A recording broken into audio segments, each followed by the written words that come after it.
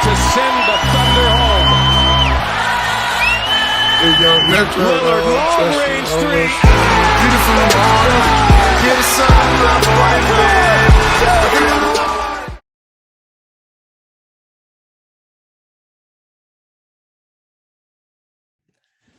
What's up, everyone, ladies and gentlemen? CS Sports Talk.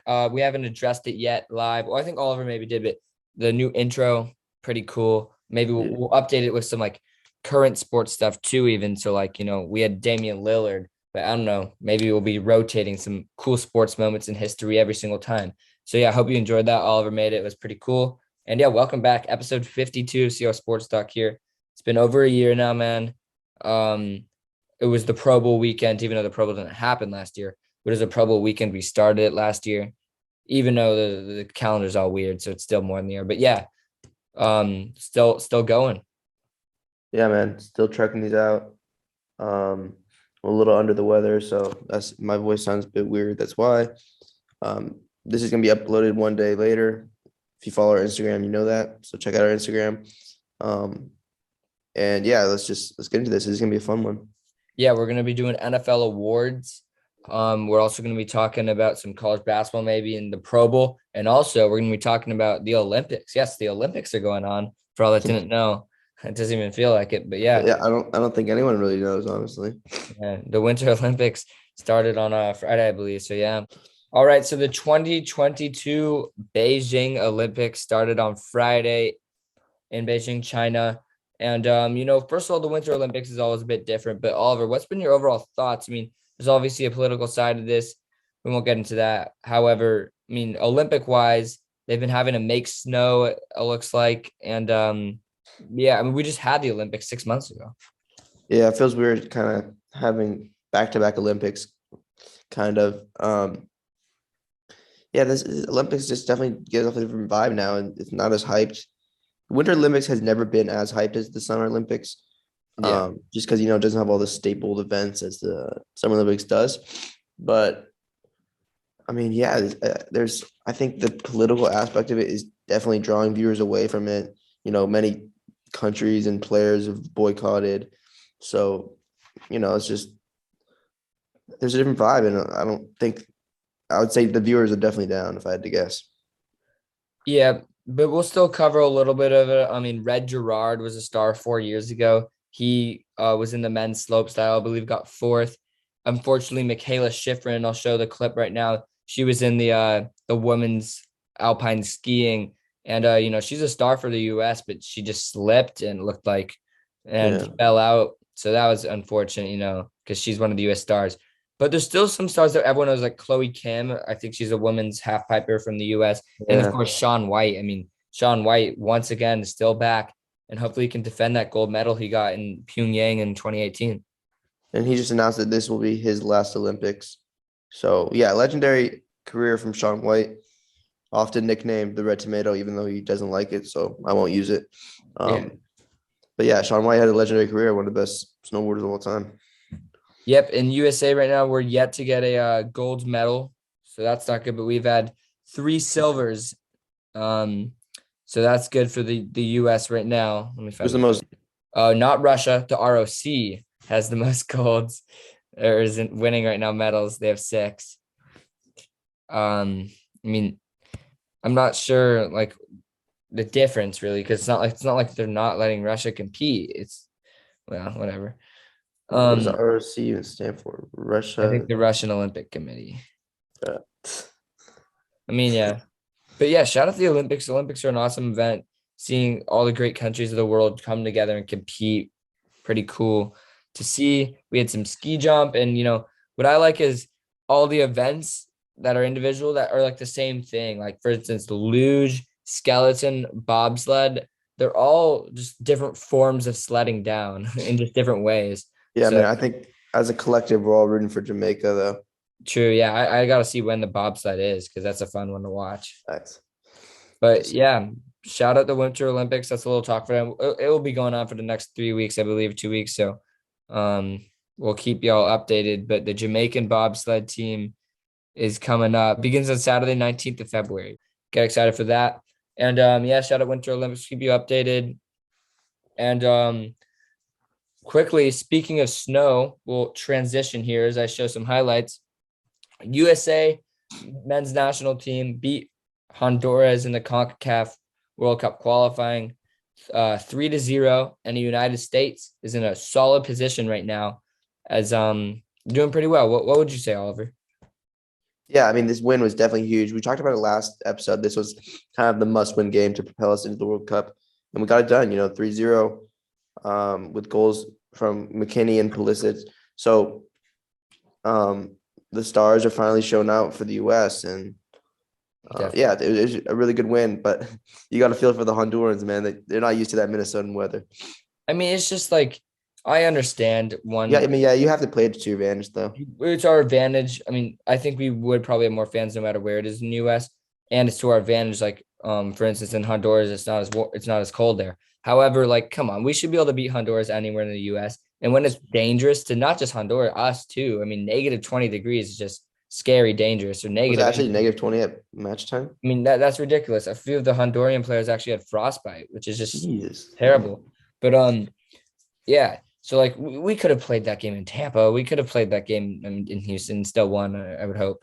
But, yeah, played in St. Paul, Minnesota. We got the win, and then we lost to Canada. We talked about that last week. But, yeah, United States is in a good spot. I'm still on Team Berhalter.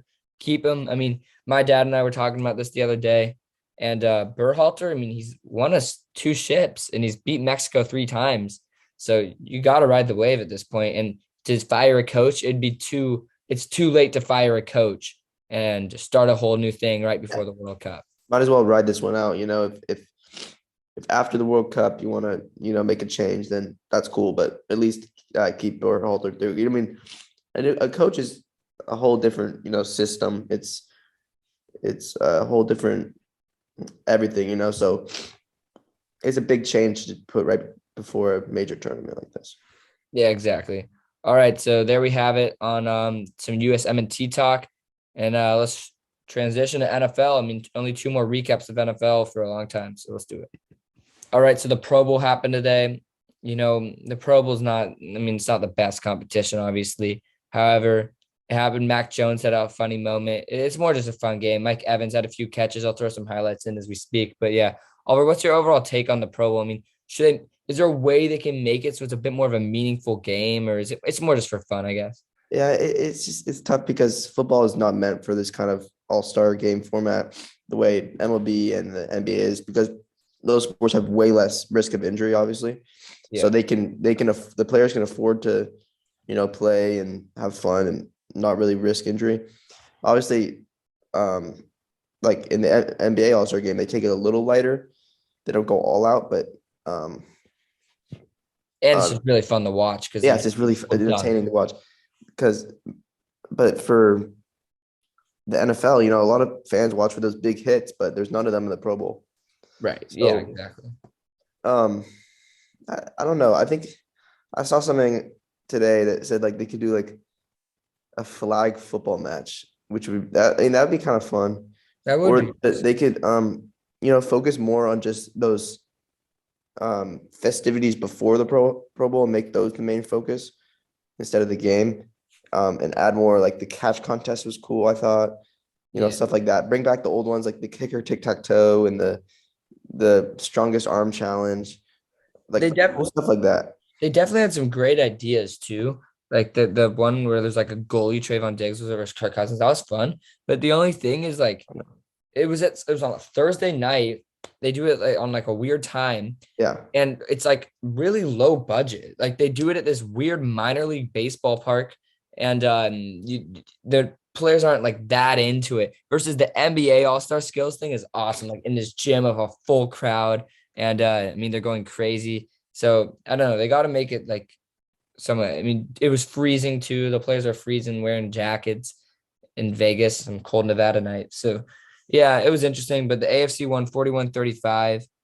Herbert was the leading passer for AFC. Murray was the leading passer for the NFC. And like the leading rusher had 7 yards today. So there's no rushing at all. Jeez. It's just fun, I guess. But yeah, shout out the Pro Bowl.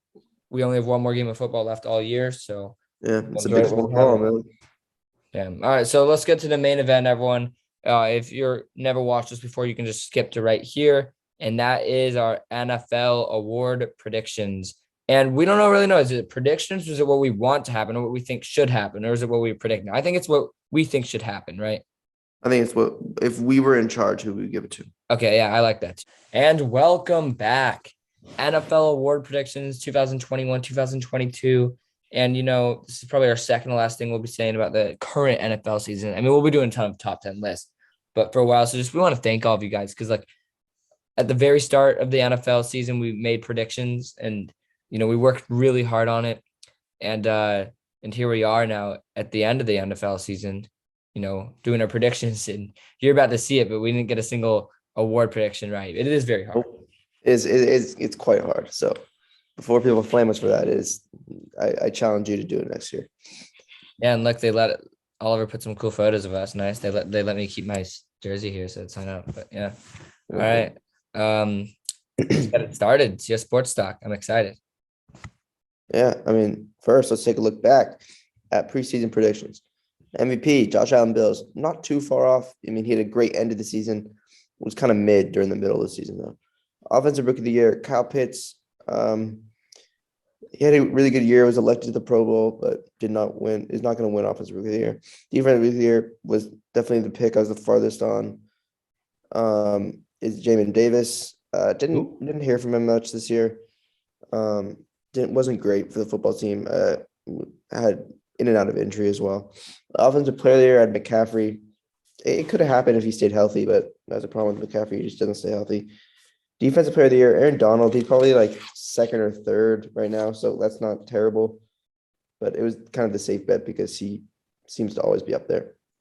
And Comeback Player of the Year, Dak Prescott, probably the most realistic one that could still possibly win it. Him or Joe Burrow, kind of now. But I think Joe Burrow is going to win it, so we'll get into that later. But I had Dak, and then Coach of the Year I had Vic Fangio, who was recently fired. So yeah, that was pretty awful. But I thought the Broncos were going to make the playoffs, and they didn't end up making it. Yeah, my biggest flex right now of 2022 is I had the Bengals making the playoffs. So. It's true. All right, so let's go to mine. Me, Casey. I had MVP Justin Herbert. So I really like this whole vibe of the second year QBs thriving and making it to the playoffs, doing well. And unfortunately, I just got the wrong second year QB. Joe Burrow was the second year QB that thrived and had an amazing year. Justin Herbert was still really solid. Fortunately, didn't make the playoffs, but it was a little bit off. Wasn't terrible. Wasn't awful, yeah. Offensive Player of the Year, I actually really like this guy, Joe Mixon. I thought he had probably his best year of his career so far. His team is thriving in the Super Bowl now. And I had them making the playoffs, so that's why I had him doing this well. So, yeah, I like this pick. I'm proud of this pick. I thought it turned out pretty well. He's not going to win this, but, yeah. Defensive Player of the Year, Myles Garrett. It's still a very solid year. It's just another defensive end had a better year, I would say. Offensive Rookie of the Year, this is an interesting one. You could say this is very off, which it is. But Davis Mills, I mean, only good thing about I could take pride of this is hot take, the whole Tyrod Taylor effect, and then the fact that I think he's probably now their future QB, or at least for next year. So at least I got that part right. And Patrick Surtain, Defensive Rookie of the Year, he was just really solid. Yeah, that's a really good pick because he was absolutely outstanding this year. He was. It's just unfortunate for him that someone else, but that rhymes with Leica and Larson's is in the league. But if it wasn't for the Larsons. If it wasn't for that guy, he'd probably be Defensive Rookie of the Year. So that was a good pick. And Comeback Player of the Year, Dak, solid year for him. It's not going to win it due to Burrow, but yeah. And Coach of the Year, Staley. I just had that to match up with the Herbert, who I had going far. But once again, the second year QB, it's almost like if I just substituted the Bengals and Chargers, would have been closer. But yeah. So both of us pretty solid. I mean, it's super hard to predict. Yeah. Yeah. All right, let's get into the Coach of the Year. I have Zach Taylor from the Bengals. I mean, he took a team that had 4 wins, a quarterback coming off an ACL tear, non-existent offensive line, questionable first-round pick, to a team that's in the Super Bowl and is playing next week. So I think that says it all. There's still a lot of questions about Zach Taylor, how he is as a coach, but you can't deny the accomplishments, man. I mean, he's really turned this franchise around and taken to places they haven't seen before. And hopefully he wins his first Super Bowl. But yeah, I think it's Zach Taylor, but I can also see guys like Mike Vrabel winning it, or even Brian Flores, who's just fired. So I think those are probably my top three right now. But Zach Taylor, who I think deserves it the most. And yeah, like we said before, let me preface it. That this is who, if we were in charge and we were giving the award, this is who we would give him to, not who we think is going to win it or who we want to win it. That's who we think deserves it. Exactly. I got Matt LaFleur winning it. Man, he's very tan. Yeah, I got Matt LaFleur. Great play caller, great coach. I mean, the Packers were by far the best team all throughout the regular season. It didn't end how they wanted, I would assume. But I think LaFleur is probably one of the smartest and brilliant football mind coaches out there. And yeah, I think he's the best coach this year. He's probably going to win, in my opinion. Well, it's either him or Zach Taylor. I just think Matt LaFleur deserves it because I just think he's a better coach ultimately than Zach Taylor. However, I mean, I don't know. Maybe it's a little biased. Zach Taylor's just, some people just tend to forget about him for some reason. Yeah, he's kind of forgettable. Yeah, I feel like I remember last year telling this to you, Oliver, like in 4 years from now, it's going to be a trivia question. Who was the Bengals coach for 3 years? And it was Zach Taylor. But I mean, now he's in the Super Bowl. So yeah, I kind of like Zach Taylor to win this more than I looked at it, but LaFleur also deserves it. A great year for him. Obviously, postseason didn't go well, but terrific coach. Oh, I'm up first here. Yeah, it's a snake thing. Got you. I got Joe Burrow winning it. I mean, this is probably a no-brainer here. And it's called the Alex Smith Award. Shout out to Alex Smith, man. I mean, we said this, I think, in our first episode ever. They should change the name of the Comeback Player of the Year to the Alex Smith Award. And we still stand by that. Putting the CO Sports copyright stamp on that, by the way. Yeah, exactly. We watched I watched the documentary last night on Alex Smith, and unreal. Shout out Alex Smith. But Joe Burrow came back from a torn ACL all the way to the Super Bowl. Only 2 years in the league. He's already accomplished so much. Seems like a no-brainer for me to make him the Comeback Player of the Year. Yeah, and I feel the exact same way. I got Joe Burrow winning the Comeback Player of the Year, or the Alex Smith Award, as we say. Wink, wink, Alex Smith, come on, Salesforce. And yeah, I mean, just outstanding year for Joe Burrow. Coming off the ACL, and just I don't know, he came and taking his team to the Super Bowl. I mean, it's just remarkable. And definitely is even in the MVP conversation. Yeah. And one of the most likable guys in the league. So he deserves to be in this MVP conversation. Like, obviously, I think they vote before the season ends, so he's not going to get it. But yeah, absolutely. Yeah. All right. So my defensive rookie of the year would be Mike Parsons, as we kind of hinted at earlier. I mean, this dude is probably second in the voting for defensive player of the year as a whole, if it wasn't for another outside linebacker. But yeah, Micah Parsons can do it all as a linebacker. But his strength is definitely rushing the passer. But he can also handle zone out in zone coverage. So a guy coming out of Penn State, we weren't sure what his role was going to be on the Cowboys, and really just blossomed into their best defensive player this year, and really outstanding player. And he's definitely a lock to win defensive rookie of the year. I don't think it's a conversation at all.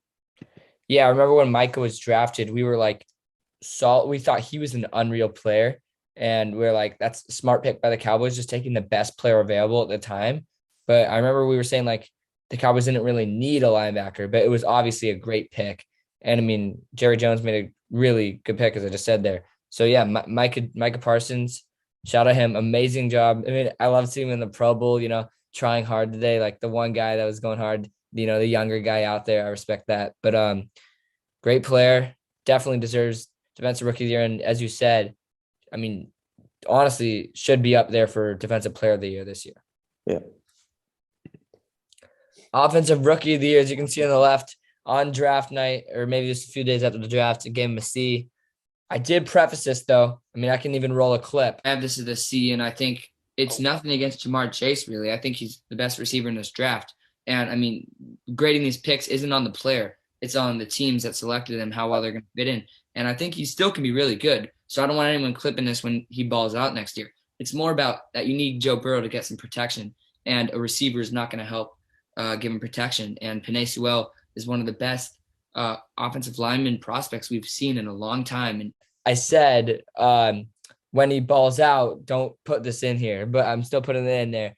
But I had him as a C. It was more about the Bengals shouldn't have taken him, not that he was a bad player. He was my number one wide receiver going into the draft. However, more proving the Bengals right, not Jamar, because I said you were going to be good. The Bengals, this was a great pick by you guys, as he is my offensive rookie of the year, and an unreal season for him. I mean, it shows once again that skill players may be just as important, if not more important than linemen, as the Bengals are in the Super Bowl taking them. So yeah, shout out to Jamar Chase, him and Joe Burrow, but just keeps doing it. Also, Bengals have best jerseys in the league, I think. I mean, especially Jamar Chase. He just always looks so drippy in them. Beautiful. Yeah, I also have Jamar Chase, another lock. I think both the Rookie of the Year awards are locks. Yeah. Second will be either Waddle or Mac Jones. But yeah, Jamar Chase, unreal season, broke all kind of rookie records. Poor Justin Jefferson, his rookie records only stood for not even a year. So yeah, I mean, unreal season for Jamar Chase. Him and Joe Burrow were a crazy duo. Yeah, you're seeing a lot of Bengals so far because it's 3 Bengals picks for me so far. But I mean, they deserve it. I mean, they're in the Super Bowl for a reason. Yeah, man, those oranges are beautiful. Jeez. And 1,455 yards, 13 touchdowns, the final regular season stats, and he patted on more in the playoffs. Shout out Jamar Chase. Yep. All right. And then my defensive player of the year, the man who had 22 and a half sacks this year, tying Michael Strahan's all-time record. And I don't want to hear it an extra game because this man only played 15 games. He didn't even play 17. So if he was out there for the 2 extra games or even 1 extra and played as much as Michael Strahan did, he would have easily broke his record. So this man should have the all-time sack record. But yeah, I mean, crazy. The genes in his family are nuts. Even Derek Watt is good. So yeah, I mean, just easy pick for me. But Micah Parsons is definitely second. TJ Watt, man. I mean, it's not even the stats. 22.5 sacks, 64 combined tackles this year. It's how much of an enforcer he is when he plays. He led. I personally think he single-handedly led this mediocre Steelers team all the way to the playoffs this year. That defense was unreal. Against Kansas City, they were winning at one point due to him. He's just an enforcer. He's mean on the field. He's angry. As you said, the Watts are crazy. Shout out to Hank from Barstool that bet on Watt to score the first touchdown, and he was all excited with the great odds it would have been. And it turned out it was Derek Watt he bet on. Yeah, not TJ. That's kind of funny. But yeah, TJ Watt, definitely defensive player of the year. I'd say Aaron Donald second, Micah Parsons third if I had to put medals on him. But yeah. Yep. Offensive player of the year. Now, this is a surprise to some, I would say. However, poor Jonathan Taylor may be looking like he may get screwed due to the fact that another receiver is having such a standout year, and the offensive player of the year seems to be the best non-quarterback as of late. However, Jonathan Taylor was amazing this year. 1,811 yards, 18 touchdowns on 332 attempts. Derrick Henry saw 2,000 yards this year, but this is almost as good. Jonathan Taylor only in his second year as well. Great year, and I just feel bad because it's a little bit overshadowed because there's 2 non-quarterbacks that were amazing this year, So as you'll see, but I don't have any QBs winning the MVP. But yeah, Jonathan Taylor 100% deserves an award. There's also guys like Debo, but yeah, Jonathan Taylor is my offensive player of the year. Yeah, I think if it wasn't for this guy right here, Cooper Kupp of the Los Angeles Rams, Taylor would definitely be my pick too. I think Taylor might still win it. Some reason I think he's like him or Debo are like the favorites. So I'm not sure what Cooper Kupp needs to do because he won the Triple Crown, one of 4 receivers ever to do that. Meaning he led the league. He led receivers in receptions, touchdowns, and yards with 145 receptions, which is insane. 1,947 yards, so 53 yards from 2,000, and 16 touchdowns. So, I mean, this dude was unstoppable. He has great hands, great route running, sneaky speed. I hate to use that term because you always use the word sneaky for the white boys. But yeah, the guy is crazy good. and a big reason why the Rams are where they are today in the Super Bowl. My MVP, Aaron Rodgers. I mean, you see that emoji. I'm not the biggest Aaron Rodgers guy, just because I feel like I don't know. I think he's a great player. Obviously, that's why I'm MVP. I feel like he just causes a little too much drama off the field.